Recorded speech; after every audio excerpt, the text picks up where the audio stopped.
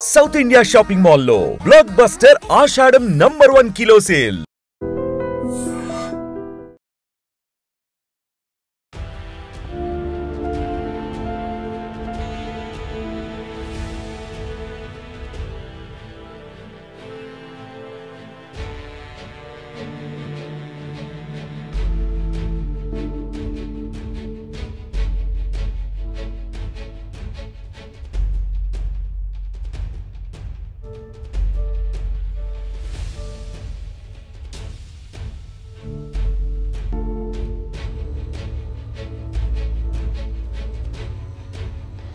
మీ పేరు? మీనా కుమారి. ఎక్కడి నుంచి వచ్చారు? మాది పుట్టినూరు అమలాపురం తెలుసా. ఇక్కడ అక్కగారు కోళ్ళు కొడుకు ఉంటే కంచరపాలని వాళ్ళ గారు ఉందామని వచ్చానండి.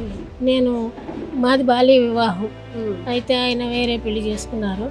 నేను 10 సంవత్సరాల వయసులోంచి ఆర్టిస్ట్ని. ఏంటి? డ్రామాలు, సినిమాలు, సీరియళ్ళు చేశాను. సీరియల్స్ లో కూడా సాయి సీరియల్, సినిమా, సృష్టి రహస్యాలు, లేచింది మహిళా లోకం, బాలనాగమ్మ, హరిశ్చంద్ర, పెద్ద పెద్ద చింతామణి, పెద్ద పెద్ద ఆడాను. అయితే ఇంకా బాబుని ఇంజనీర్ చదివించాను కష్టపడి.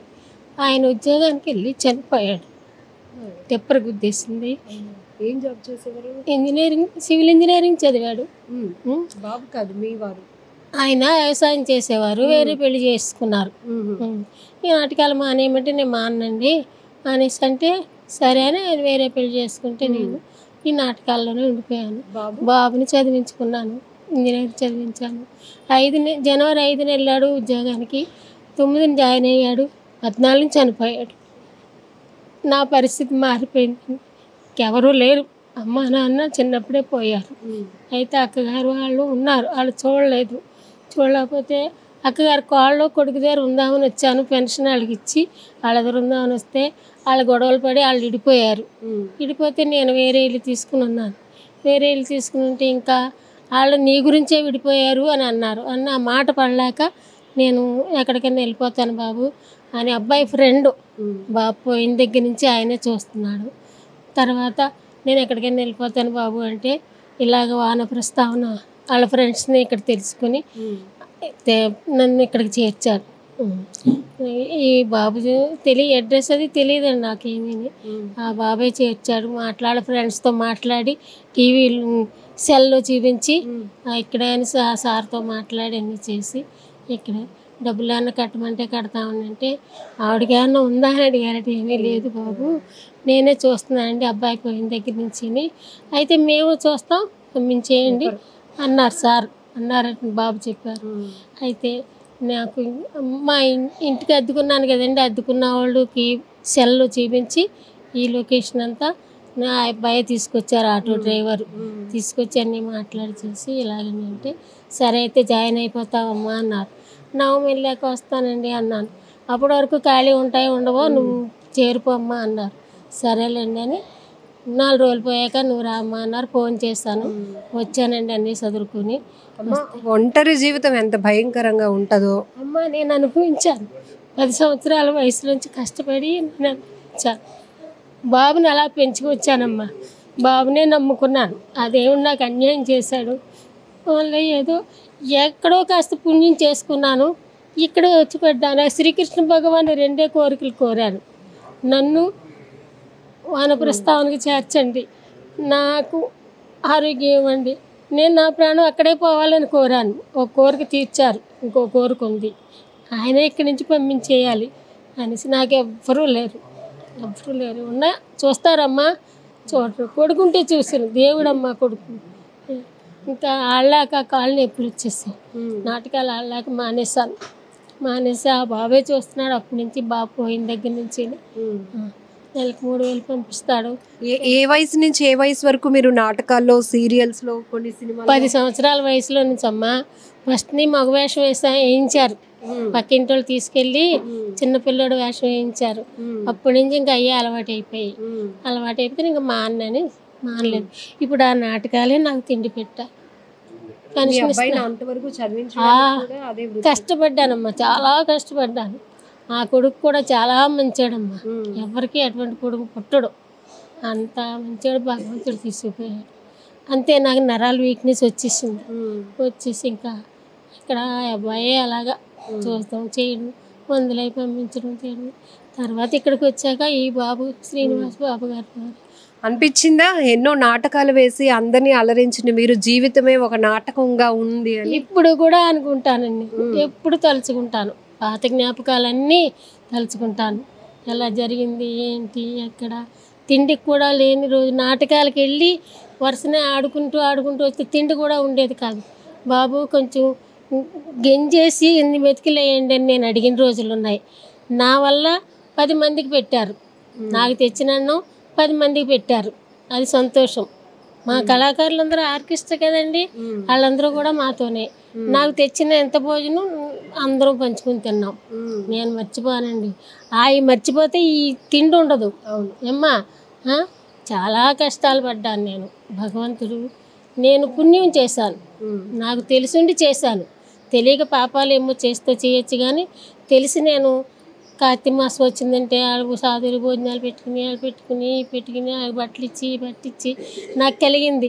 అమ్మ నేను పనికొచ్చాను, నాకు భోజనం లేదు, కొంచెం భోజనం పెట్టమ్మా అన్నారు. ఆ వేళ సోమవారం, ఒక పూట నేను తింటాను బాబు, సరే నేను వండేసుకున్నాను, కొంచెం పెడతాను, కొంచెం ఎవరినైనా అడిగి తెచ్చుకో, అది ఇది సరిపోద్ది, నేను పెట్టింది సరిపోదంటే ఒక అమ్మ పెట్టించింది.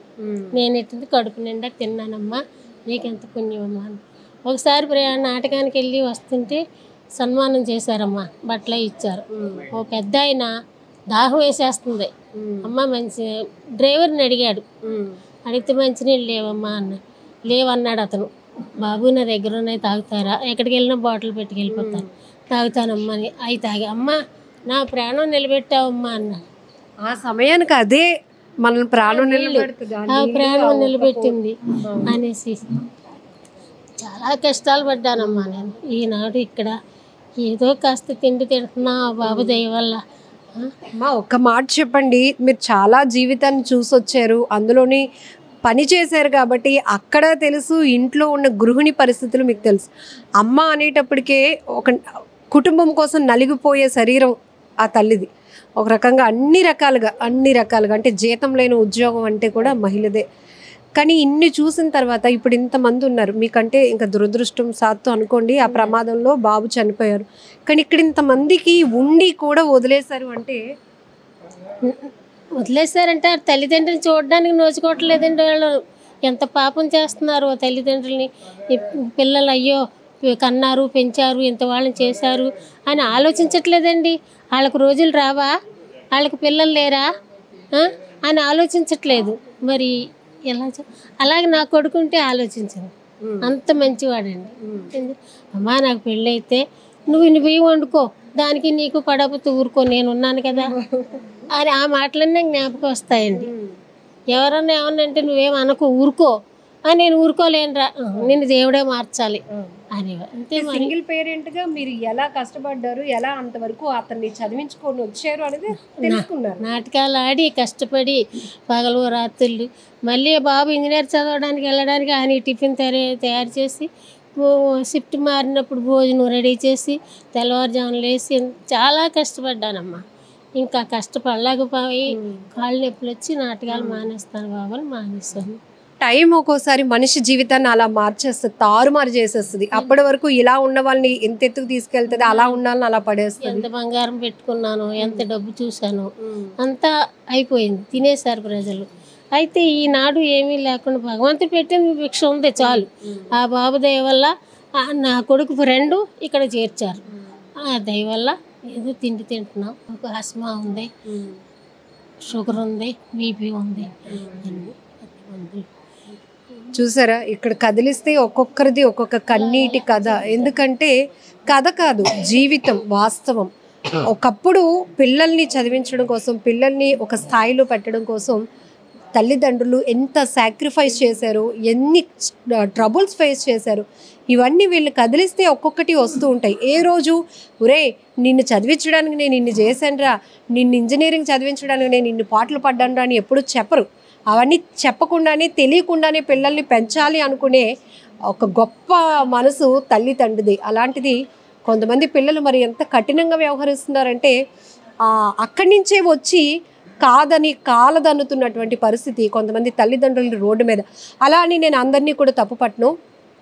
పెద్దవాళ్ళలో కూడా కొంతమంది చాలా మొండిగా, ఒకవేళ అంటే పిల్లల స్థాయిలో ఉన్నప్పుడు మా పిల్లలు విదేశాల్లో చదవాలి, విదేశాల్లో ఉద్యోగం చేయాలి అని కోరుకునే తల్లిదండ్రులు ఇప్పుడు వాళ్ళు అక్కడే సెటిల్ అయిపోయిన తర్వాత పిలిస్తే మేము మా ఊరు వదిలి రామురా అంటారు. అలాంటి పరిస్థితిలో మాత్రం పిల్లల్ని మనం తప్పుదోవ పట్టడానికి కూడా లేదు. ఏమ్మా, అంతే కదా.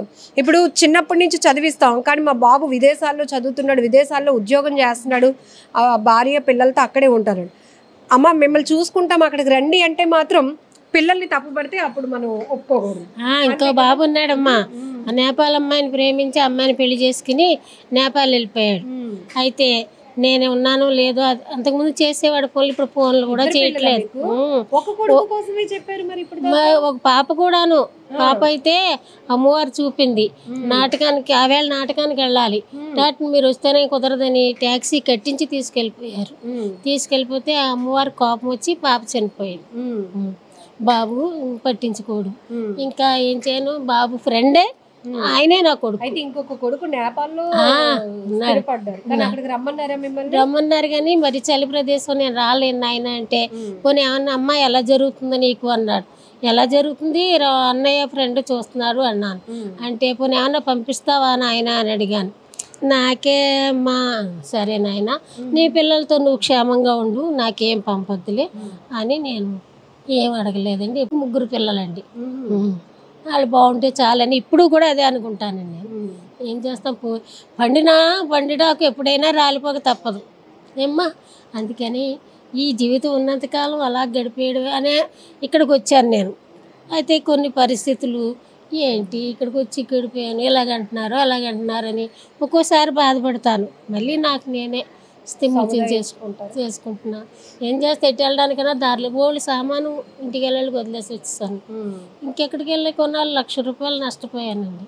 ఇంక పోనీ ఇంటికి వచ్చిన సామాను పుడతా తెచ్చి లేదు, చెత్త పట్టుకెళ్ళేది వదిలేసి వచ్చేసాను. బట్టలు పట్టుకుని వచ్చానండి ఇక్కడికి.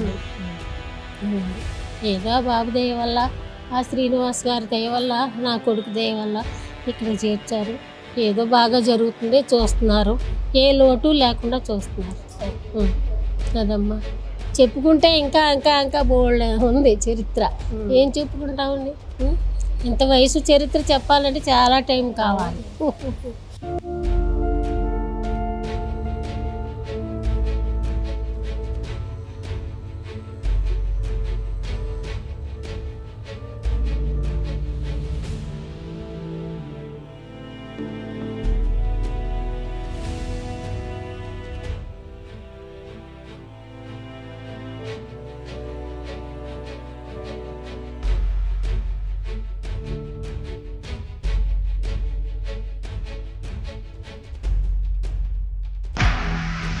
నిజంగా ప్రస్తుతం ఉన్నటువంటి సమాజం దేనికి ప్రయారిటీ ఇస్తుంది? ఆర్థిక సంబంధాల చుట్టూ మాత్రమే తిరుగుతుంది. మళ్ళీ ఎన్నికలంగానే చాలా విరక్తి కలుగుతుంది. మంచి అనిపిస్తుంది కదా, లేడీస్ కూడా ఛాలెంజింగ్ జాబ్స్ చేసినప్పుడు చాలా బాగుంటది. ట్రాఫిక్ అసిస్టెంట్స్ గా నియమించిన ట్రాన్స్జెండర్ అందరితో సాల్యూట్ చేయించుకుంటున్నారు. ఫుడ్ డెలివరీ ఇవ్వటానికి వెళ్ళినటువంటి డెలివరీ బాయ్ అనిల్ పై కళ్ళ ముందు